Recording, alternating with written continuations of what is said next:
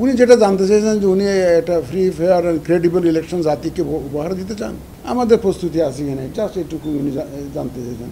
আমরা বলছি যে আমরা প্রস্তুতি ফুল গিয়ারে নিচ্ছি।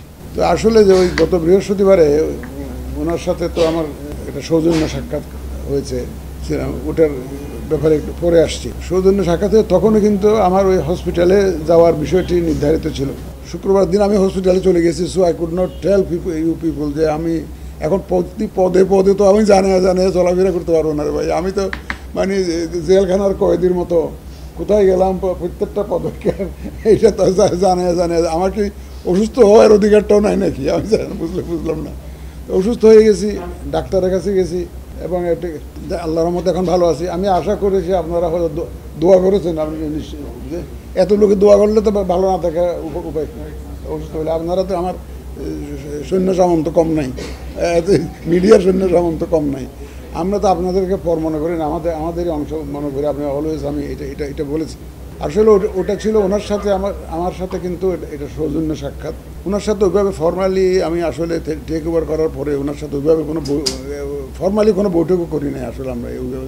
কারণ এবং আমার কাছে একটু লাগলো যে যখন ওনার সাথে একটা সৌজন্য সাক্ষাৎ করেছি, অনেক টক শো দেখলাম যে এই সাক্ষাৎ আমি করতে পারি কিনা, এটা করাটা ঠিক হয়েছে কিনা, আইনসম্মত হয়েছে কিনা। একজন তো বললো যে হয় প্রধান উপদেষ্টা পদত্যাগ করুক, নাহলে প্রধান নির্বাচন কমিশনার পদত্যাগ করুক এই সাক্ষাৎকারের কারণে।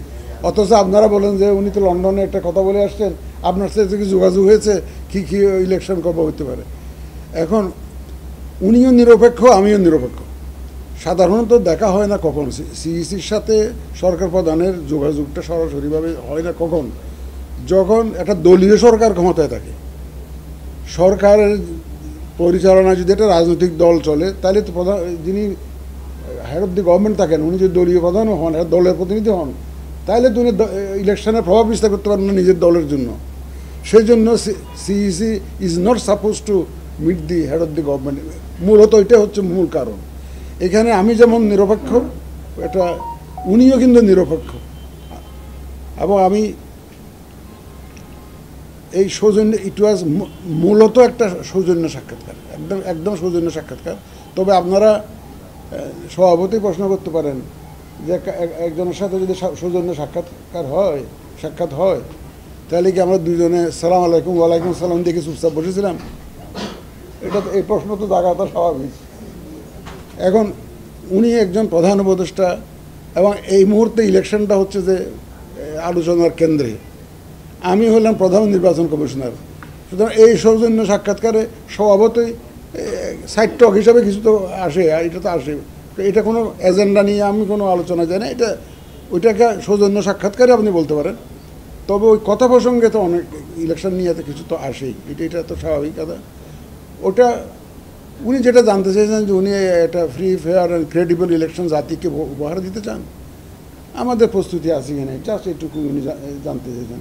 আমরা বলছি যে আমরা প্রস্তুতি ফুল গিয়ারে নিচ্ছি। এই যে গাড়ির 4 হুইল গাড়ি আছে না, 4টে গিয়ার একসাথে চালায় পাহাড়ের উপর উঠতে গেলে, আমরা ফুল গিয়ারে প্রস্তুতি নিচ্ছি এখন। আপনারা দেখতেছেন, এখানে থাকেন তো আপনারা দেখতেছেন না, নানাবিধ চ্যালেঞ্জের মধ্যে কিন্তু আমরা প্রস্তুতি নিয়ে যাচ্ছি বিভিন্ন বিষয়ে, যাতে ইলেকশনটা সরকার যখন করতে চায়, যখন নির্ধারিত হয়, যাতে আমরা ইলেকশনটা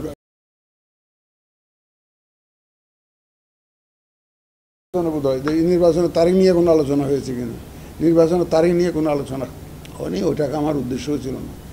নির্বাচনের তারিখ এবং শিডিউল এছাড়া আপনারা যথাসময়ে পাবেন, জানতে পারবেন এবং ইলেকশন কমিশন থেকেই জানতে পারবেন। ইলেকশন জানতে পারবেন যখন টাইম আসবে।